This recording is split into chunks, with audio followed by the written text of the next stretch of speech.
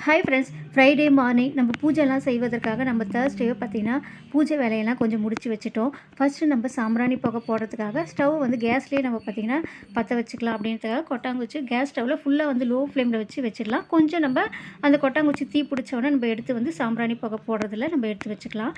எங்கள் வீட்டில் பார்த்திங்கன்னா துளசி செடிக்கும் பூஜை பண்ணுவோம். ஃபஸ்ட்டு நம்ம துளசி செடியான தீபம் ஏற்றிட்டு வெளியில் இந்த மாதிரி நம்ம அந்த பவுல்லையும் பார்த்திங்கன்னா பூக்களை போட்டு வைக்கும்போது நல்ல ஒரு பாசிட்டிவான எனர்ஜி கிடைக்கும். நம்ம வெளியில் எப்போவுமே வந்து 2 தீபம் அந்த வாசப்படியில் ஏற்றுவதும் பார்த்திங்கன்னா ரொம்பவே நல்லது. அதுவும் அகல் தீபம் ஏற்றுவது ரொம்பவே நல்லது. நான் வெள்ளி விளக்குக்கு மேலே தான் பார்த்திங்கன்னா அகல் தீபம் வச்சு தீபம் ஏற்றுறேன். தீபம் ஏற்றும்போது ஓம் ஒளிவளர் விளக்கு என்ற மந்திரத்தை சொல்வது ரொம்பவே சிறப்பு.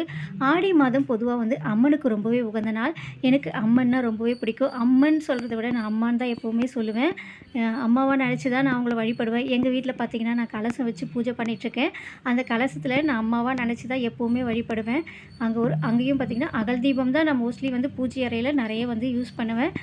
காமாட்சி விளக்கு தவிர மற்றதெல்லாம் பார்த்திங்கன்னா அகல் தீபம் தான் ஏற்றுவேன். இப்போ பார்த்திங்கன்னா கொட்டாங்குச்சியும் நல்லா வந்து எரிஞ்சிருச்சு. நம்ம எடுத்து வந்து இந்த சாம்பிராணி போடுறதுல எடுத்து வச்சிடலாம். ஸோ சாம்பிராணி போடும்போது பார்த்திங்கன்னா ஃப்ரெண்ட்ஸ், இதில் நம்ம சேர்க்கறது பார்த்திங்கன்னா சாம்பிராணி போடுறதுக்கு முன்னாடி ஒரு பிரிஞ்சி இலை, கிராம்பு, பட்டை, கொஞ்சமாக வந்து பச்சை கற்பூரம் இதெல்லாம் சேர்த்து நம்ம தூபம் போடும்போது நல்லா அந்த ஸ்மெல்லுக்கு பார்த்திங்கன்னா நல்ல ஒரு பாசிட்டிவான எனர்ஜி கிடைக்கும். நம்ம